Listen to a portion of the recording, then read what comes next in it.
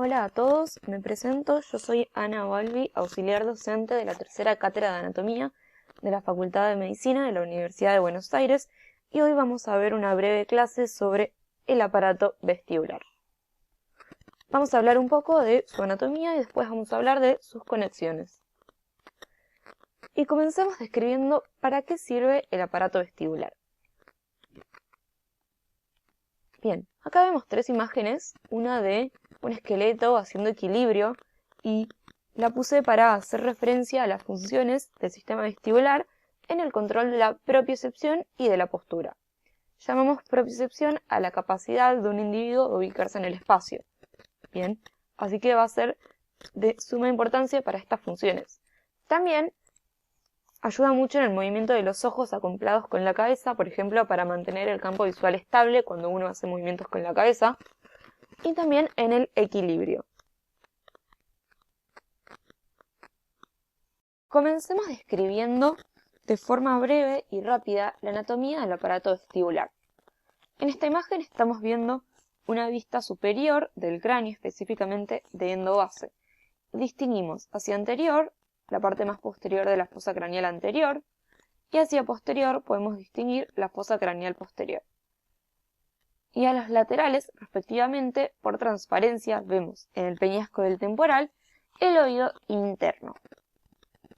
En esta imagen tenemos un corte frontal y podemos marcar de lateral a medial el pabellón auricular u oreja, el conducto auditivo externo, que forman parte del oído externo, la caja timpánica situada en el oído medio y el oído interno. Bien, el oído interno va a estar formado por dos partes. Esta parte con forma de espiral o caracol, que se denomina cóclea, y la parte del vestíbulo con los conductos semicirculares, que forman parte específicamente del aparato vestibular. La cóclea o caracol va a dar origen al nervio auditivo o nervio coclear y participa específicamente de la vía auditiva. Acá, bien hacia medial de esta imagen, podemos distinguir el conducto auditivo interno por el cual pasan el nervio vestíbulo coclear y el nervio facial, junto con el nervio intermedio. Bien, habíamos dicho que el oído interno estaba formado por un caracol o cóclea y por los conductos semicirculares con el vestíbulo. Dentro de este laberinto óseo vamos a encontrar un laberinto membranoso. Bien, y es importante que aclaremos que entre el laberinto óseo y el laberinto membranoso encontramos un líquido muy importante denominado perilinfa. Y dentro de los conductos del laberinto membranoso circula la endolinfa. El laberinto membranoso entonces va a estar formado por los conductos semicirculares y por los órganos otolíticos.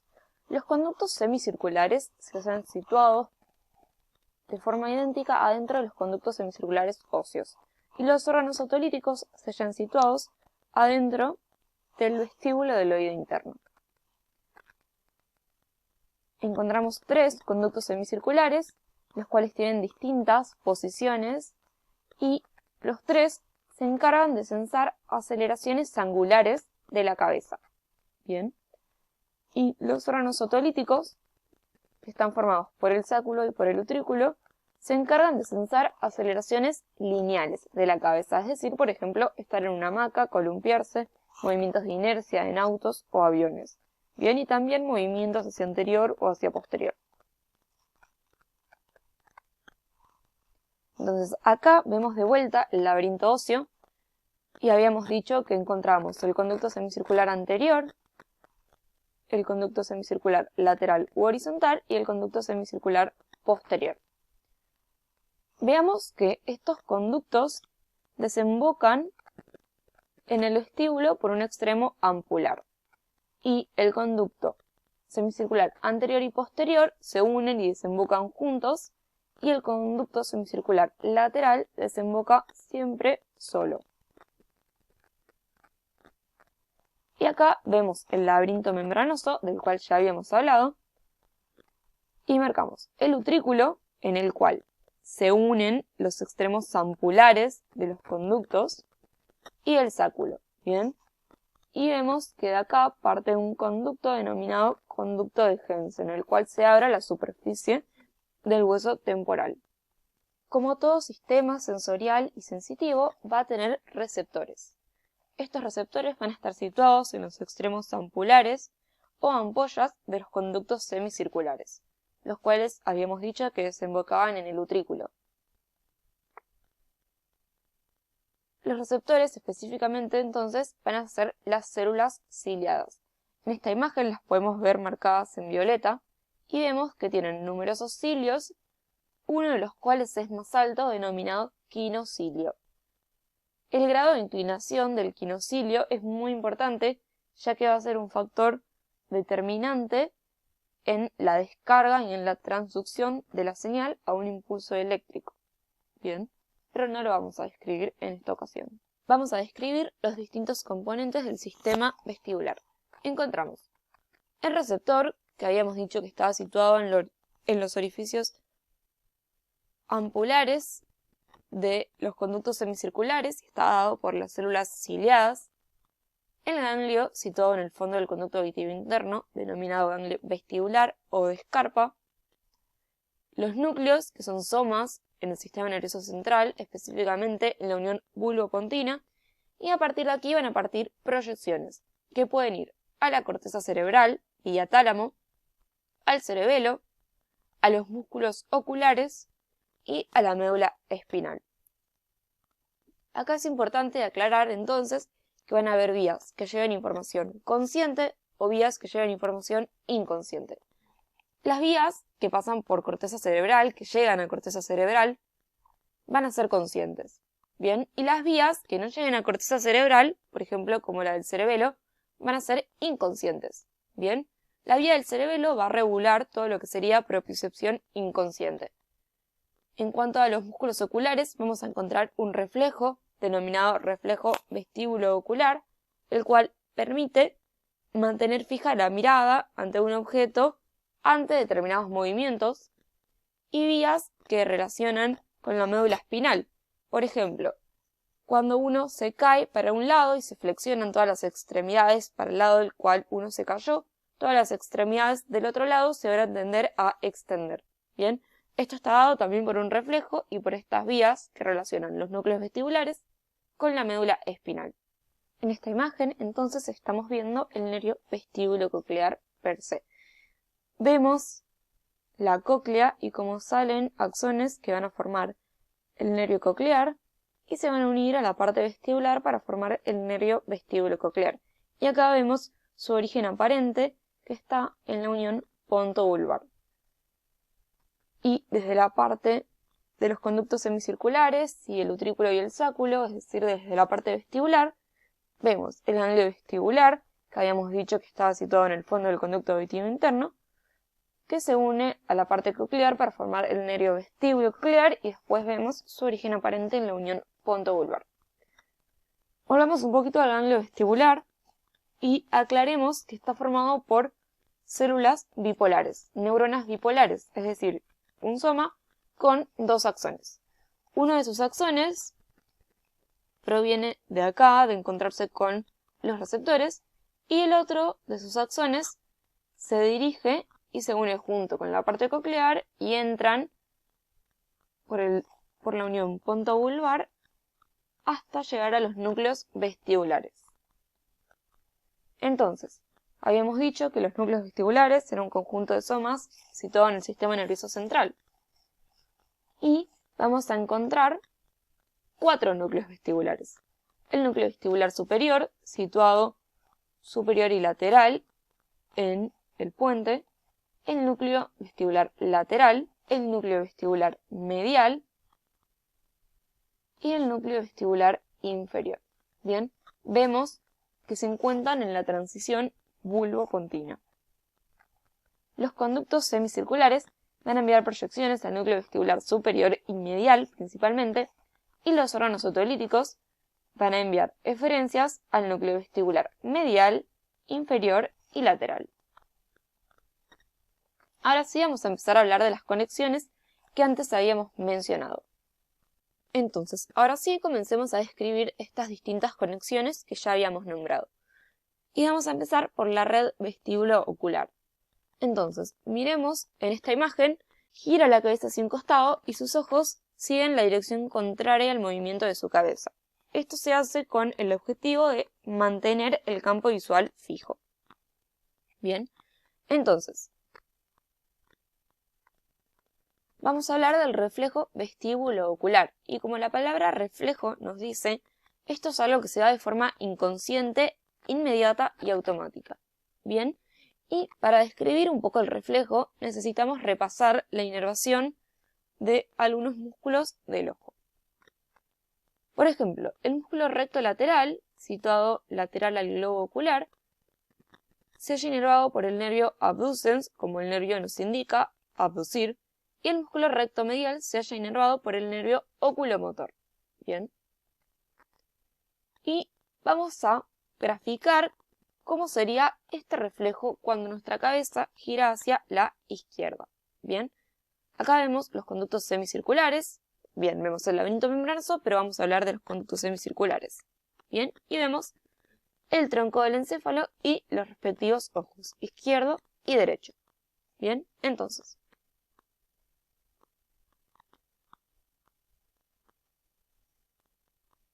el receptor, situado entonces en los extremos ampulares del conducto semicircular, va a sensar que hubo una rotación según el desplazamiento del quino cilio, bien, que habíamos dicho que era el cilio más alto que encontrábamos en la célula ciliada.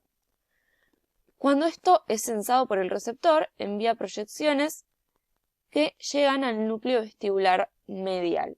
Bien, a partir del núcleo vestibular medial se van a enviar proyecciones al núcleo del nervio abducens contralateral. Bien, entonces, a partir de aquí vamos a seguir dos caminos.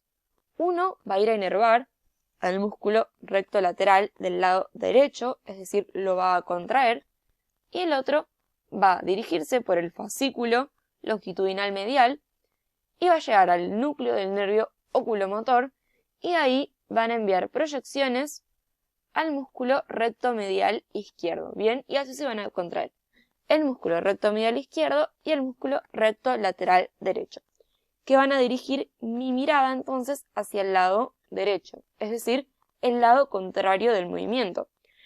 Entonces, quiero recalcar dos cosas de este reflejo. Uno es que la mirada siempre va a ir para el lado contrario del movimiento de la cabeza. Y la otra es que es de forma inconsciente y automática. Bien, y también que si bien acá lo describimos para el lado izquierdo, también se puede dar para el lado derecho y también se puede dar si uno flexiona o extiende la cabeza. Bien. Vamos a hablar entonces ahora de la red vestíbulo-espinal. La red vestíbulo-espinal va a estar formada por dos tractos, el tracto vestíbulo-espinal lateral y el tracto vestíbulo-espinal medial. El tracto vestíbulo-espinal lateral se va a encargar de controlar la musculatura postural y el tracto vestíbulo-espinal medial va a controlar la musculatura extensora y flexora del cuello. En cuanto al tracto vestíbulo-espinal lateral, vamos a ver que los conductos semicirculares envían proyecciones específicamente al núcleo inferior y lateral en su mayoría. Bien, y a partir de aquí, estas proyecciones se van a dirigir a la médula espinal de forma ipsilateral, bien, por el cordón anterior para inervar a las neuronas alfa y gamma de la musculatura del tronco, es decir, de la musculatura postural. Bien, llega a todos los niveles de la médula, no solo la cervical, ¿sí? Cervical, torácica y lumbosacra. En cuanto al tracto vestíbulo-espinal medial, vamos a ver que llega principalmente al núcleo inferior, lateral y medial. Bien, y este va a enviar proyecciones de vuelta a la médula, pero va a ser de forma bilateral. Bien, y estos se van a dirigir a inervar las motoneuronas alfa y gamma de la musculatura flexora y extensora cervical.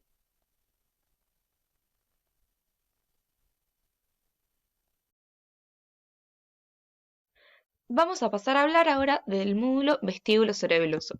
Y para esto recordemos un poco qué significaba un módulo. Llamamos módulo a el conjunto de información o la unidad funcional formada por fibras aferentes y eferentes que entran y salen del cerebelo y la corteza cerebelosa asociada junto con los núcleos cerebelosos asociados. Bien, hay 3 módulos, cada uno tiene una función distinta. El módulo vestíbulo cerebeloso se encarga de regular la postura y el equilibrio y también de coordinar los movimientos de la cabeza con los ojos. Entonces, acá tenemos a los núcleos vestibulares dibujados y acá tenemos un dibujo del cerebelo extendido. Bien, y vamos a ver que las aferencias de este módulo van a ser las fibras vestíbulo cerebelosas primarias que llevan información hacia el núcleo dentado y la corteza del lóbulo flóculo-nódulo y de la úvula. Bien, y a su vez vamos a tener como otras aferencias las fibras vestíbulo cerebelosas secundarias que llevan información al núcleo del fastigio y al lóbulo flóculo-nódulo de vuelta. Se llaman fibras vestíbulas cerebelosas ya que la información es recogida de todos los núcleos vestibulares. No es que hay como un predominio de determinado núcleo, sino que es de todos. Y a su vez, como diferencias, van a haber fibras córtico-vestibulares que van del cerebelo a los núcleos vestibulares de vuelta. Y se hace como un loop que es muy importante ya que regulan los movimientos y la función de este módulo, ¿bien? Y muchas de estas sinapsis son inhibitorias y solo actúa cuando es necesario, por ejemplo, corregir un movimiento. Vamos a pasar a hablar de la vía consciente, que es la vía vestíbulo-talámica, ¿bien? Esta vía vestíbulo-talámica va a partir del ganglio vestibular, va a entrar al tronco del encéfalo por la unión ponto-vulvar y va a llegar principalmente al núcleo vestibular medial. Bien, y a los otros también. Y de acá van a partir proyecciones bilaterales que van a llegar hasta el tálamo, que era la puerta de entrada a la conciencia, y va a ir a los 2 tálamos, bien, específicamente al tálamo posterior. Y acá van a partir eferencias hacia distintas cortezas. Acá vemos dibujada la corteza somatosensorial primaria, bien, pero va a ir a otras también. Bien, y ahora vamos a marcar todas las cortezas que participan en la asociación y en la interpretación de esta información proveniente del sistema vestibular. Vamos a marcar la corteza somatosensorial primaria, que se encuentra caudal al surco central, la corteza parietal posterior, la corteza prefrontal, la porción insular del surco lateral. Bien, es muy importante que veamos que no es que hay una corteza vestibular per se, sino que esta información llega a distintas áreas corticales, las cuales son muy importantes para toda la interpretación de esta información. ¿Bien? Bien, ahora entonces vamos a ver esta imagen y supongo que si la miramos mucho tiempo nos vamos a marear. Entonces, ¿qué pasa si se altera el funcionamiento del sistema vestibular? Una de las principales alteraciones del funcionamiento del sistema vestibular va a ser la producción de vértigos o de mareos, bien la falta de equilibrio y también la falta de propiocepción. Entonces, si miramos mucho tiempo esta imagen, vamos a ver que nos empezamos a marear. Bien, y para finalizar con el teórico, nuestras conclusiones son: el aparato vestibular controla la postura, propiocepción y coordina movimientos de los ojos con el cuerpo. Se encuentra situado en el oído interno y tiene importantes conexiones, tanto conscientes como inconscientes. Muchas gracias.